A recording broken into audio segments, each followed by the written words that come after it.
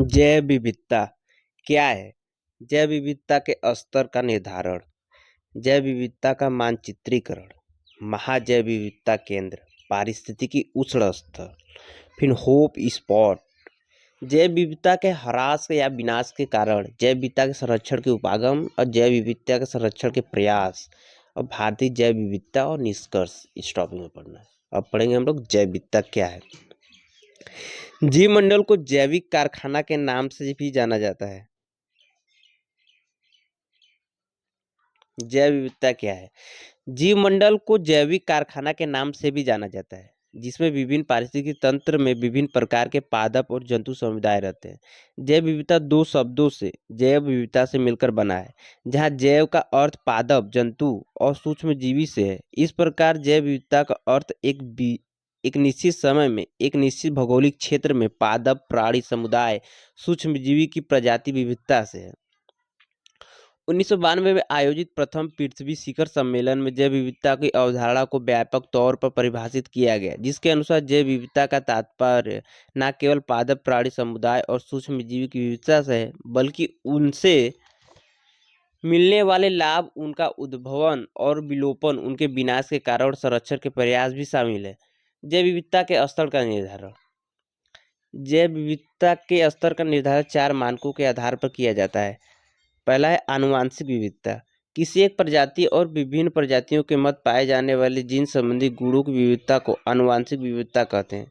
जिस क्षेत्र में पादप और जंतु के साथ साथ सूक्ष्मजीव समुदाय में जीन की विविधता अधिक होगी, वहाँ जैव विविधता भी अधिक होगी। प्रजातियों के यह गुण हमें उनके संरक्षण से भी सहायता करते हैं। दूसरा है प्रजाति विविधता। यहाँ प्रजाति विविधता का अर्थ किसी निश्चित भौगोलिक क्षेत्र में वनस्पति, प्राणी समुदाय और सूक्ष्म जीवियों की प्रजातियों की संख्या से है।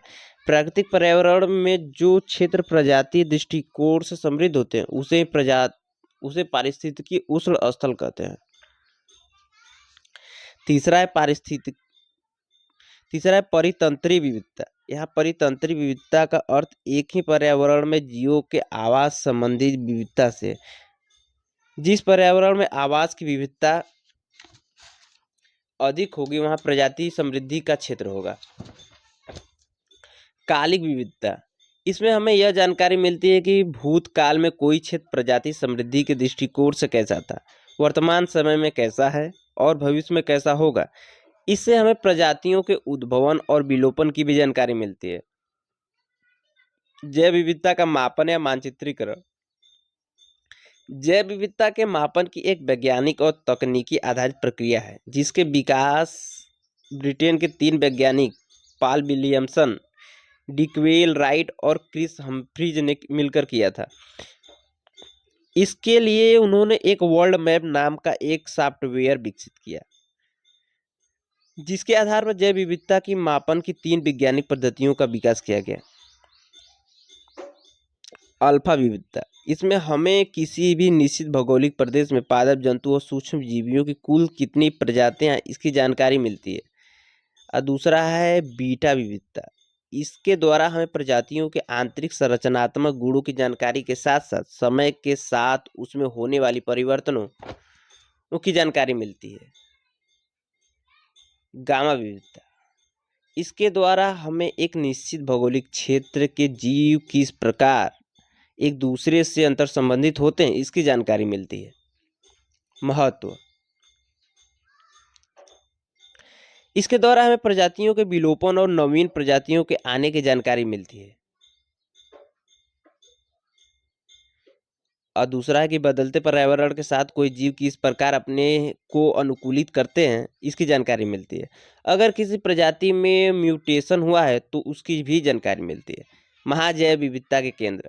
महाजैव विविधता केंद्र की संकल्पना अंतर्राष्ट्रीय संरक्षण संघ की है, जिसमें संयुक्त राष्ट्र पर्यावरण कार्यक्रम भी सहयोग प्रदान कर रहा है।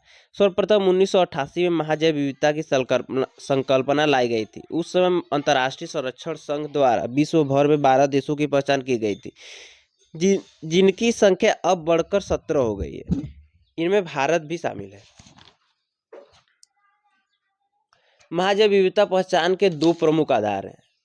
पहला है कि कम से कम 5000 प्रकार की स्थानीय वनस्पतियों की प्रजाति हो, और दूसरा कि उस देश की सीमा समुद्र के साथ हो यह ऐसे देश हैं जहां विश्व की 60 से 70% तक जैव विविधता पाई जाती है और यह देश मुख्य रूप से उष्ण एवं उपोष्ण कटिबंधों में अनुकूल जलवायु दशा में क्षेत्र में पाए जाते हैं। पारिस्थितिकी उष्ण स्थल पारिस्थितिकी उष्ण स्थल संकल्पना के जनक ब्रिटिश पारिस्थितिकी वैज्ञानिक डॉक्टर नॉर्मन मायर्स मून माने जाते हैं। इन्होंने 1988 में नेचर नामक एक शोध पत्रिका के विश्व भर में 18 पारिस्थितिकी उष्ण स्थल की पहचान की थी, जिनकी संख्या अब बढ़कर 36 हो गई है। इनके 4 भारत में भी अवस्थित है, जैसे पश्चिमी घाट पर्वत श्रेणी, पूर्वी हिमालय और Indo Burma region, Great Nicobar द्वीप। ये 4 उष्ण स्थल पहचान के आधार कम से कम 1500 प्रकार की स्थानीय वनस्पतियों के संवहनीय प्रजाति होनी चाहिए। दूसरा कि मूल वनस्पति का 30% भाग संकट की स्थिति में हो। तीसरा कि प्रजाति विविधता का केंद्र हो। और हॉप स्पॉट, अगला है हॉप स्पॉट।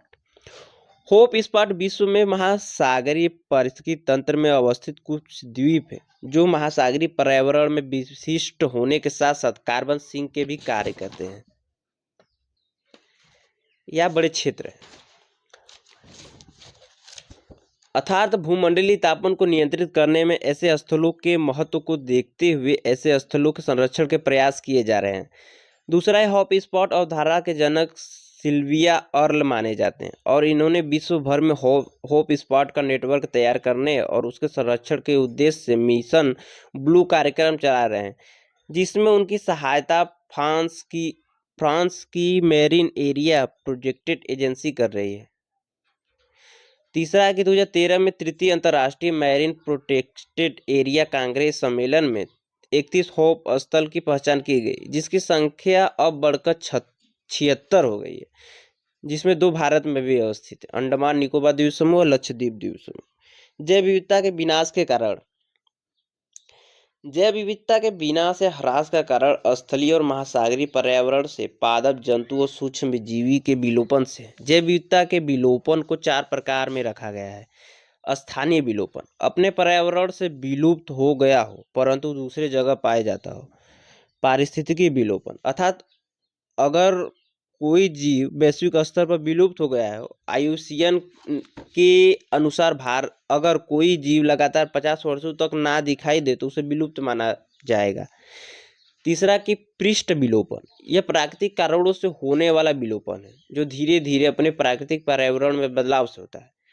और चौथा है सामूहिक विलोपन, यह प्राकृतिक और मानव जनित दोनों कारणों से प्राणियों के तीव्र गति से विलोपन की प्रक्रिया है। ऐसे 5 सामूहिक विलोपन का दौर गुजर चुका है। वर्तमान सामूहिक विलोपन 6ठी अवस्था में है। जैव विविधता के विनाश के कारण मानव जनित कारण निर्वनीकरण, स्थानांतरित कृषि, आवासों का विनाश और विखंडन, खनन कार्य अत्यधिक। पश्चिम बंगाल का जल्दापारा अभयारण्य डोलेमाइट के खनन के कारण संकट की स्थिति में है।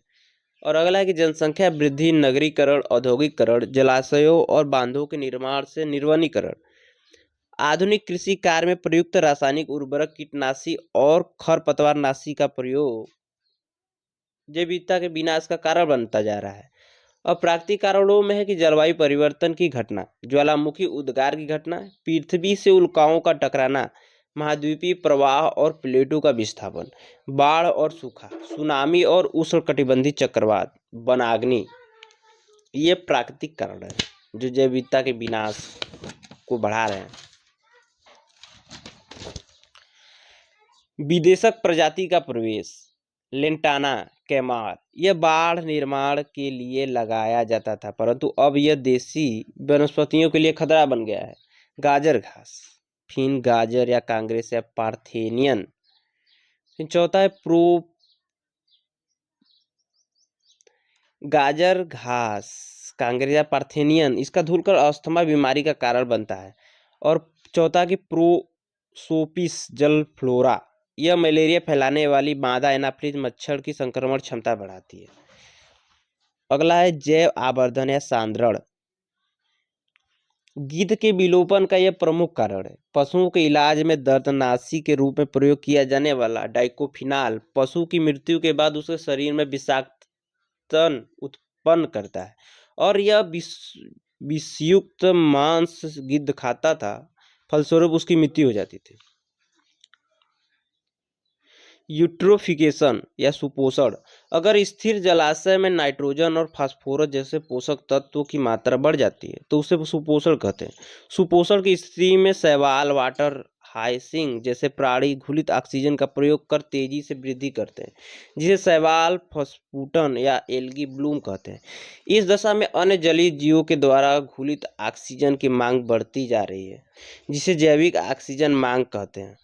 ऑक्सीजन की कमी के कारण जलाशय में अनाक्षी श्वसन की क्रियाएं होती हैं, जिसमें उत्पाद के रूप में अमोनिया और मीथेन गैस का निर्माण होता है। जल पूर्णतः प्रदूषित और बदबूदार होने के कारण जलीय जीवों की मृत्यु होने लगती है, जैसे अम्ल वर्षा, सागर का अम्लीकरण, कोरल खनन, अवैज्ञानिक मत्स्यन, भूमंडलीय तापन। जैव विविधता संरक्षण के उपागम। स्वस्थानीय संरक्षण। जब किसी पादप या जंतु समुदाय को उसके प्राकृतिक आवास में ही संरक्षित करने का प्रयास किया जाए तो उसे स्वस्थानीय या स्थानिक संरक्षण कहते हैं। जैसे राष्ट्रीय उद्यान, वन्य जीव अभयारण्य, जैव मंडल आरक्षित क्षेत्र, समुद्री संरक्षित क्षेत्र, पवित्र उपवन, सामुदायिक आगार, संरक्षण आगार। वही स्थानीय संरक्षण। जब किसी पादप और जंतु समुदाय को उसके प्राकृतिक आवास से बाहर ले जाकर संरक्षित करते हैं तो उसे वही स्थानीय संरक्षण या बाह्य संरक्षण कहते हैं। जैसे चिड़ियाघर, botanical garden, gene bank, seed bank, cryo preservation, निम्न तापीय संरक्षण, एक्वेरियम, हैचरी, कल्चर कलेक्शन केंद्र। राष्ट्रीय उद्यान। यह वन्य जीव सुरक्षा अधिनियम 1972 के द्वारा घोषित किया गया और इसकी घोषणा के लिए वन्य जीव बोर्ड की अनुमति आवश्यक है। अगर कोई जलीय क्षेत्र नेशनल पार्क घोषित हो जाता है तो जलीय जीव संरक्षण बोर्ड की अनुमति आवश्यक है और इसके विकास कार्य की अनुमति नहीं होती है, अर्थात पशुओं का शिकार नहीं हो सकता तथा ईंधन और चारा भी एकत्रित नहीं किए जा सकते। और नेशनल पार्क की घोषणा उस क्षेत्र में पाए जाने वाले समस्त जीव पादप के लिए की जाती है। और दूसरा कि वन्य जीव अभयारण्य। यह भी वन्य जीव सुरक्षा अधिनियम 1972 के द्वारा घोषित किया गया और राज्य सरकार की अनुमति आवश्यक है। इसमें सीमित रूप से विकास कार्य की अनुमति होती है, अर्थात ईंधन और चारा एकत्रित किया जा सकता है जब तक पर्यावरण पर उसका कोई हानिकारक प्रभाव नहीं पड़ता है। इसकी घोषणा किसी खास प्राणी के उद्देश्य संरक्षण के लिए की जाती है। अगला जैव मंडल आरक्षित क्षेत्र। यह भी वन्य जीव सुरक्षा अधिनियम 1972 द्वारा घोषित जैव मंडल आरक्षित क्षेत्र में समस्त पादप, जंतु, सूक्ष्मजीवी सभी को संरक्षित किए जाते हैं और इसमें पर्यावरणीय विकास के साथ साथ विकासीय गतिविधियां भी होती और सांस्कृतिक तत्वों का संरक्षण भी। जैव मंडल आरक्षित क्षेत्र। जैव मंडल आरक्षित क्षेत्र। जैव मंडल आरक्षित क्षेत्र की परिकल्पना यूनेस्को के मानव और जीव मंडल कार्यक्रम से निकला हुआ है, जिसकी घोषणा यूनेस्को के द्वारा 1971 में की गई थी। एक जैव मंडल आरक्षित क्षेत्र स्थलीय, जलीय और संक्रमण पारिस्थितिकी तंत्र के क्षेत्र होते हैं, जिसके भीतर समस्त पर्यावरणीय घटकों को संरक्षित किया जाता है। यूनेस्को ने एक जैव मंडल आरक्षित क्षेत्र के 3 उद्देश्य घोषित किए हैं। संरक्षणात्मक, प्रकृति के संसाधनों का संरक्षण करना ताकि संसाधन आने वाली पीढ़ियों के लिए उपलब्ध हो, और जैव मंडल आरक्षित क्षेत्र इसका संगठनात्मक। इसके तहत जैव मंडल आरक्षित क्षेत्र के संरक्षण के अंतर्राष्ट्रीय स्तर पर शोध केंद्र का निर्माण तथा विभिन्न शोध केंद्रों के बीच सूचनाओं का आदान प्रदान करना। विकासात्मक, मानवीय विकास और पर्यावरणीय विकास के मध्य संपन्न स्थापित करना ताकि धारणीय विकास के लक्ष्य को प्राप्त किया जा सके। इन लक्ष्यों को प्राप्त करने के लिए एक जैव मंडल आरक्षित क्षेत्र को 3 जोन में बांटा गया है: कोर जोन, बफर जोन, बाह्य जोन।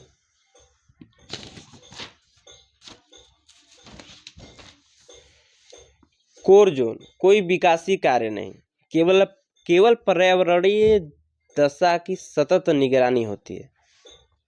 और बफर जोन शोध, पर्यटन, प्रबंधन, शिक्षा हो सकता है। और बाहरी जोन में विकासीय कार्य, आवास, कृषि कार्य, जैव मान संग्रह का कार्य हो सकता है। भारत में जैव मंडल आरक्षित क्षेत्र, भारत सरकार द्वारा वन्य जीव सुरक्षा अधिनियम 1972 के तहत अपने देशों के भौगोलिक सीमा के अंतर्गत जैविक और अजैविक और भौतिक घटकों के संरक्षण के लिए अब तक 18 जैव मंडल आरक्षित क्षेत्र घोषित किए गए हैं, जिनमें से 12 को यूनेस्को के मानव और जीव मंडल कार्यक्रम में सूचीबद्ध कर लिया गया है। जैव मंडल आरक्षित क्षेत्र और राज्य: मन्नार की खाड़ी, सुंदरबन, नंदा देवी। मन्नार की खाड़ी केरल, तमिलनाडु। सुंदरबन पश्चिम बंगाल। नंदा देवी उत्तराखंड। नीलगिरी भारत सरकार द्वारा घोषित पहला बायोस्फीयर, यह केरल, कर्नाटक, तमिलनाडु तीनों राज्यों तक फैला हुआ है। पंचमंडी मध्य प्रदेश। सिमलीपाल उड़ीसा। नाकरेक मेघालय। अचानकमार मध्य प्रदेश छत्तीसगढ़। ग्रेट निकोबार अंडमान निकोबार। अगस्त मलाई केरल। कंचनजंगा सिक्किम। पन्ना नेशनल पार्क मध्य प्रदेश।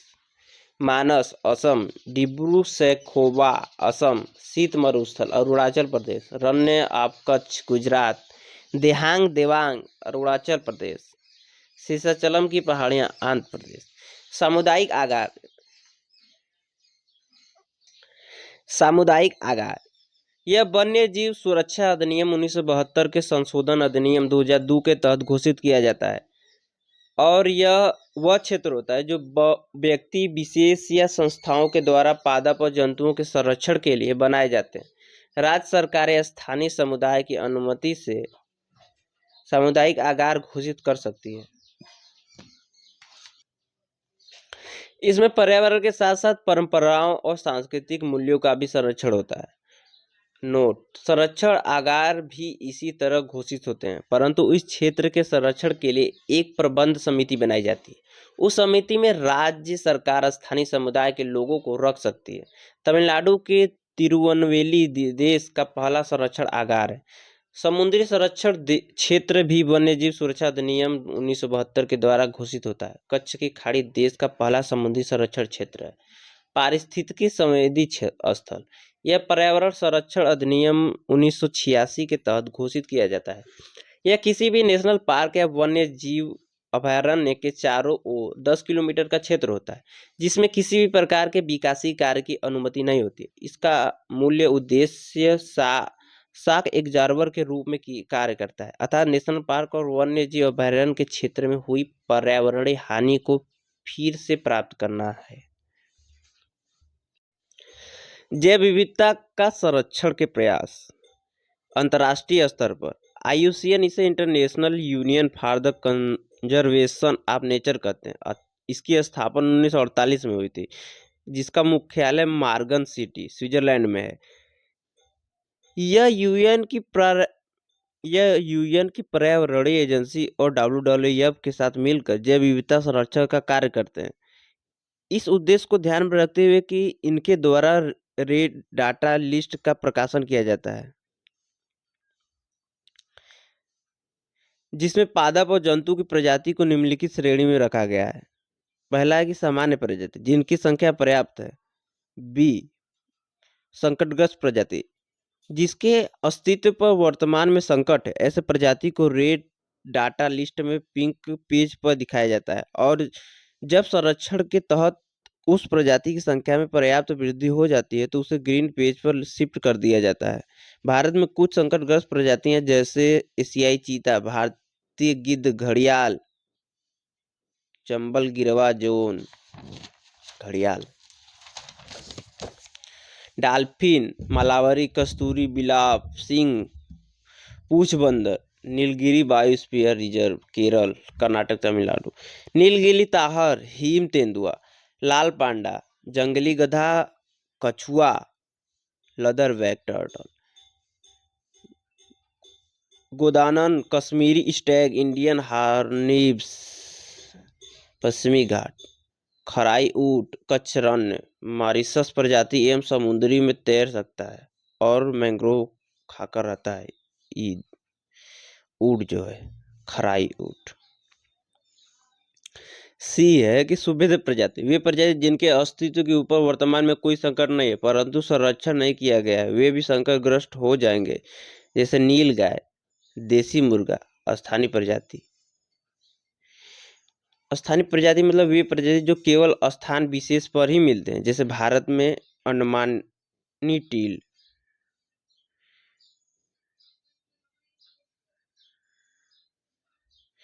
विलुप्त प्रजाति, मैमथ, मॉरिशस का डोडो पक्षी, तस्मानियन भेड़। WWF, इसे विश्व वन्य जीव कोष, वर्ल्ड वाइल्ड लाइफ फंड कहते हैं। स्थापना इसकी 1962 में हुई थी। मुख्यालय ग्लैड, स्विट्जरलैंड में है। इसका प्रतीक चिन्ह है व्हाइट पांडा। इसका कार्य IUCN के साथ जैव विविधता संरक्षण का प्रयास करना। Traffic, trade reward analysis of the flora and fauna in commerce. यह एक गैर सरकारी संगठन है, वन्य जीव निगरानी नेटवर्क के रूप में कार्य करता है, जैव विविधता संरक्षण और धारणीय विकास को प्रोत्साहन देता है। WWF एंड IUCN का संयुक्त उपक्रम है। Sites, convection trade in integrated species of wild fauna and flora. Tights मतलब CITES, यह एक अंतर सरकारी संधि है। यह एक अंतर्राष्ट्रीय संधि समझौता करार जो 1975 में से प्रभावित है, जिसका उद्देश्य वन्य जीवों के अंतर्राष्ट्रीय तस्करी को रोकना है। इसके लिए इसमें 3 सूची है। सूची 1, इसमें वे जाति शामिल हैं जिनके अस्तित्व पर वर्तमान में संकट है। ऐसे प्रजाति का अंतर्राष्ट्रीय व्यापार पूर्णतः प्रतिबंधित है, सिवाय वैज्ञानिक शोधों को छोड़कर। सूची 2, इसमें वे प्रजाति शामिल है जिनका अंतर्राष्ट्रीय स्तर पर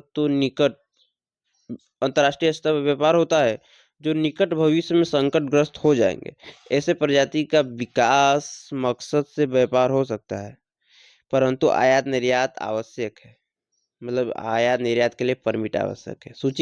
सूची 3, जिसके पहले से व्यापार चल रहा हो, उनको नियंत्रित करने की व्यवस्था।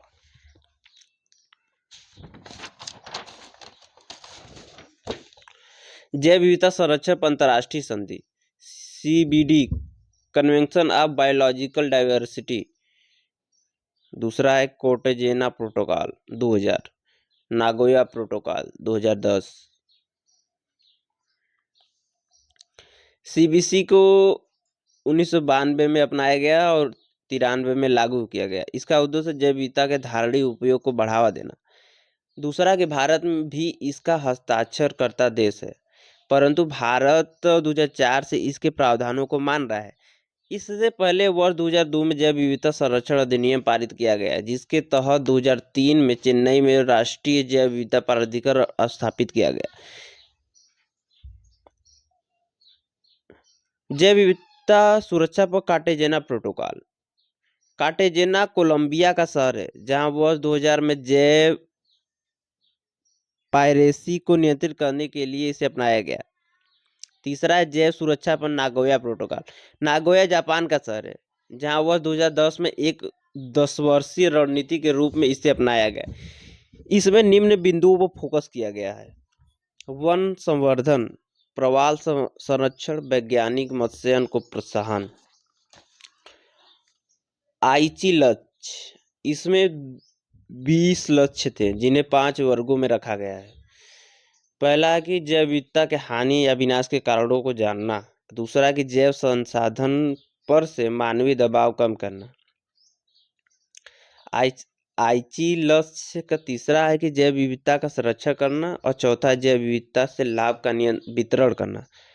जैव विविधता संरक्षण के क्षेत्र में क्षमता निर्माण करना।